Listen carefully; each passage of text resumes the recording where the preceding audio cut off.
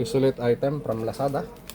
Ito ay Tanso TZZ-90 13mm chuck brushless cordless drill impact drill screw lang. Haba naman to, buksan nga lang.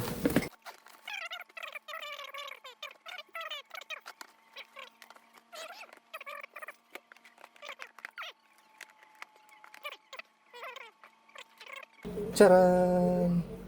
Uy, may kasamang charger, so battery lang talaga yung wala. Meron siyang slow charger, hindi fast charger to, slow to. Tapos, uy, kompleto.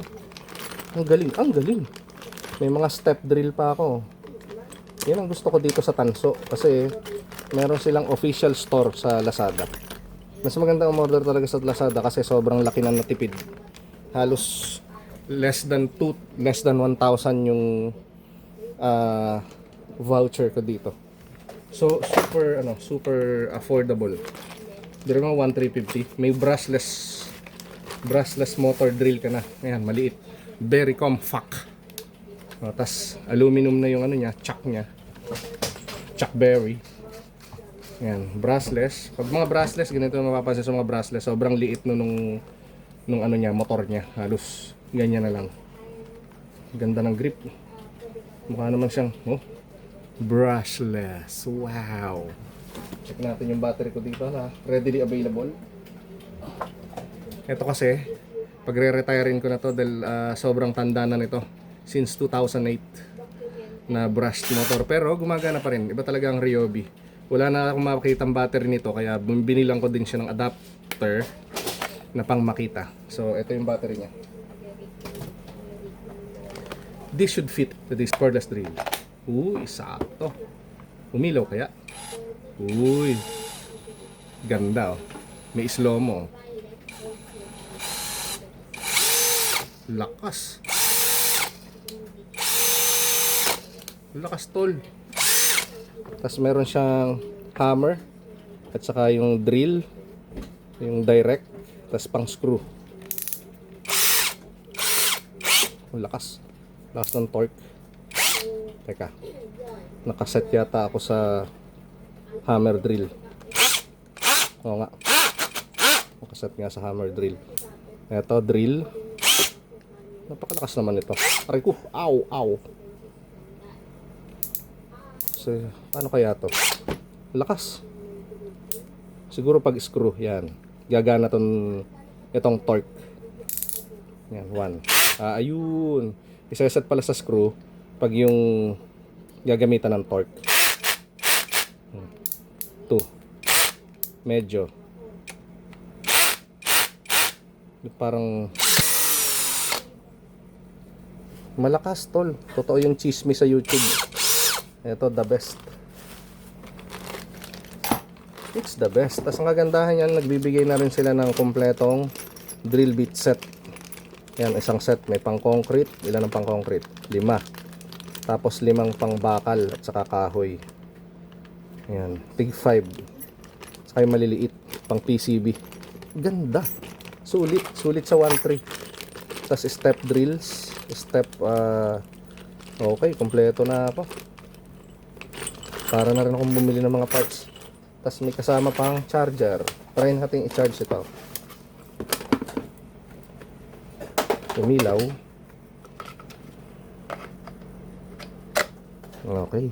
Nice. Love it. Ito, pwedeng bumili ng separate nito.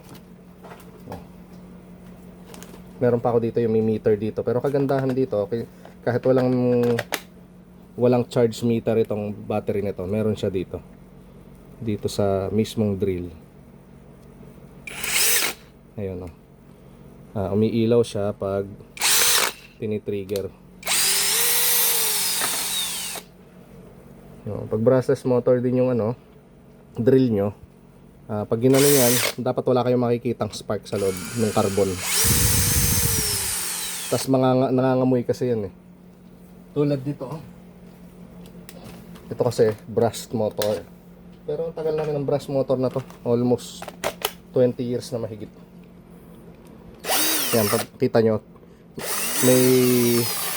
May nakislap sa loob. Yan,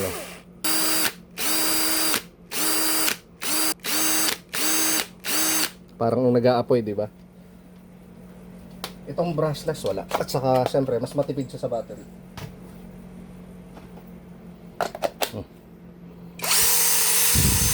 Wala. Paghihigpitan dito na lang. Paghihigpitan yung ilalagay natin na drill bit. Thanks, tanso. Kala ko natanso ako eh. Okay naman pala. Yan yung step drill. Pag yung ilalagay niya yan, ganyan na lang. Bilis. Sa tingin ko mas maganda dito, ano lang, gear 1. Ang bilis eh.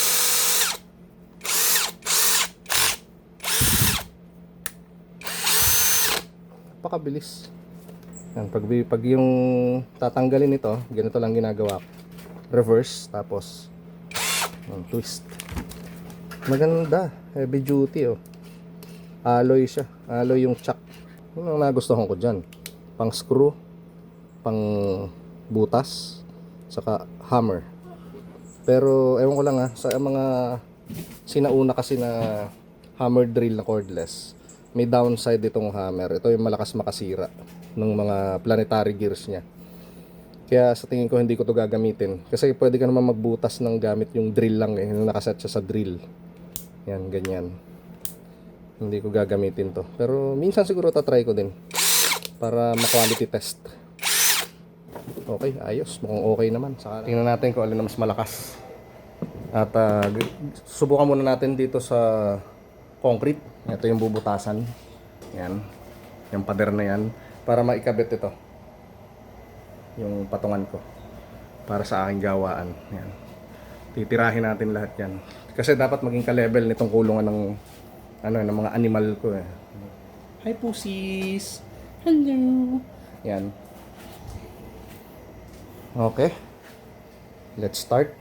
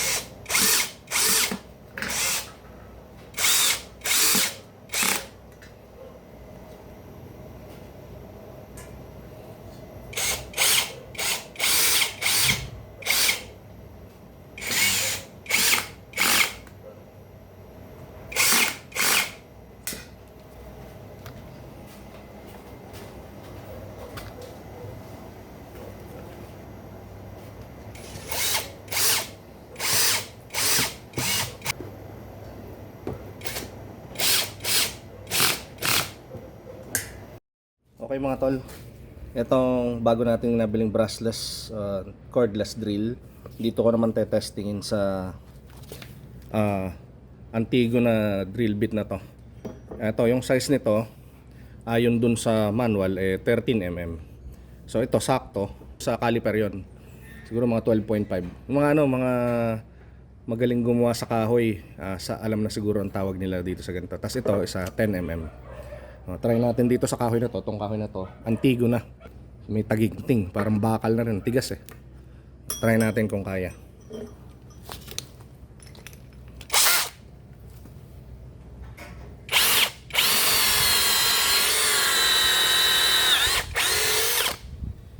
Sisiw sa 10 mm ah. Parang hindi nahirapan ah. Kaya tingnan yung kahoy, yung kulay oh. Antigo na ano to, na kahoy, yung Nara. Tapos ito. Mukhang 13 mm nga to boss oh, mga tol oh. Tingnan nyo. Swak eh. Muntik na hindi magkasya. Tingnan natin kung kakayanin. Kung tutuusin eh, over na to kasi ito 16 mm. Try. Putang haba.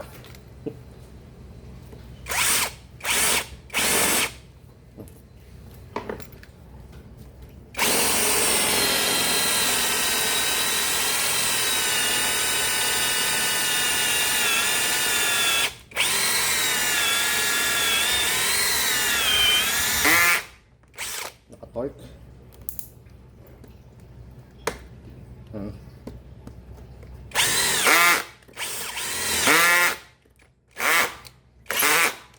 Set ko muna sa drill. Okay. Kinaya mga tol. Biruin mo, oversize 13 mm by 16. Laki niyan. Kayang kaya. Isa pa. Medyo na-struggle ng konti.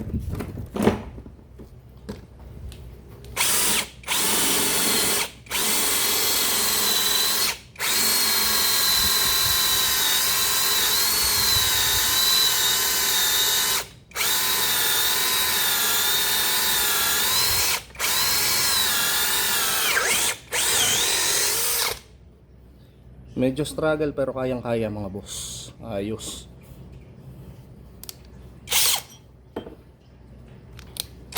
Sulit na rin. Sa ganitong kaliit, kayang-kaya niyang iikot itong 16 mm. Tapos sobrang tigas pa nitong kahoy.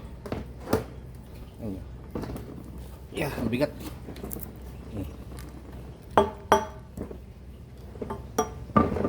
Hindi siya yung ordinaryong kahoy na parang palo China. Ano siya, solid. Tas antigo na. Noise. Eto, since 2008 pa to. Ito na yung bumuo ng bahay ko. Halos 2 bahay na yata o 3 bahay na ang ginawa nito. Yung nagkabit ng bubong. Nakascrew yung bubong sa mga long span. At saka eto, kung tutusin, pwede naman hindi ka gumamit ng hammer pag yung magbubutas ka ng mga konkreto. Kumbaga tulong na lang yun pero kaya naman bumutas din kahit hindi siya nakaset sa hammer time. Sa hammer. Ang ginagawa ko, nakaano lang ako dito, screw o kaya drill. Yan. Kasi talaga napansin ko, siguro sa 10 na ganito ko noon na bidding ko dati sa HMR. Kasi surplus lang nabibili kasi mga to, wala pang brand new dito sa atin. Maliban na lang yung mga nagsiship from Australia o Japan. Halos sa 10 nito, yung iba nabenta ko na. Kadalasan yung comment nila sa mga bumabalik sa akin, kadalasan mga mason. Yung binubutas lagi, pader, bumibigay kagad pagka nakahammer. Pero pag yung nakadrill lang siya, okay naman.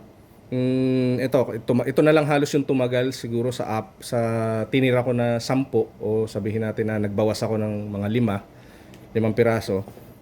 Hanggang ngayon hindi pa rin nagpapalit ng brushed motor. Hindi pa ako nagpapalit ng carbon nito.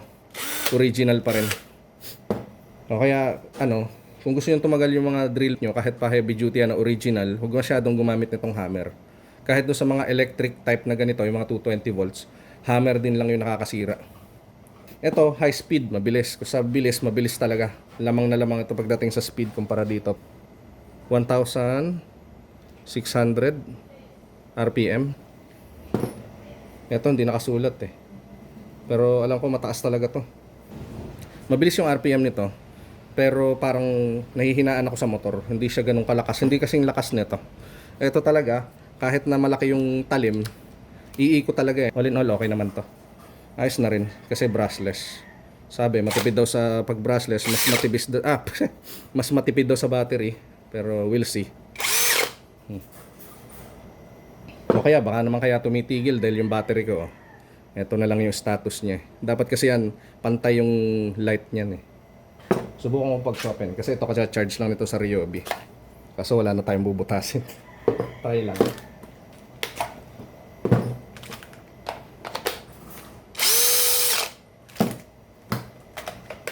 Ito sa Ryobi, binilang ko na ng sa tagal na nito.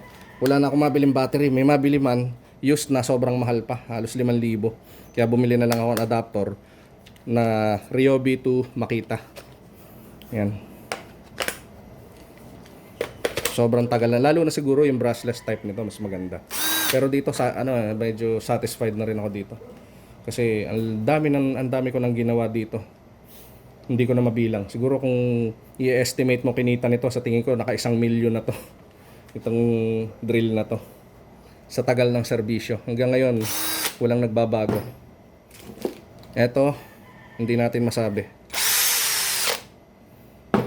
Pero sa price na to, na 1,300, na hindi kasama yung battery, tapos kasama ang battery 1,600 hanggang 2,000 or less than 2,000 pesos, panalo na rin to. Pwede na. Nasa paggamit nyo naman yun eh. Basta ang ipoprotect nyo lang dito, yung para tumagal siya, huwag nyo na lang gamitin tong hammer. Kasi ito talaga nakakasira. Kahit anong tibay pa anong brand pa nung barena nyo, yun talaga sisira. Kasi nagre-repair din kasi ako ng mga barena. Yun yung experience ko talaga, nabubungi pag ang ginagamit nila lagi dito, hammer. Mas maganda pa, drill na lang o kaya dito sa screw yung setting. Ito walang hammer to, kaya nasanay na ako dito sa na hindi na kailangan ng hammer dahil nakakabutas din naman, tumatagos din naman sa konkreto. So, yun lang. Kung ikukumpara ko talaga, mas okay to. Mas malakas yung niya, torque. Ito, parang overrated lang masyado pero okay na rin. Mapagtsatsagaan since napakamura nito. As in sobrang mura talaga dahil kacheche ko lang dito sa mall, yung price ng mga brushless motor na ganito, kahit yung local brands na Eagle, halos nasa 12,000. Biruin mo 1,600, may battery na. O kaya sabihin natin less than 2,000, may battery ka na. Complete set pa. Okay na rin.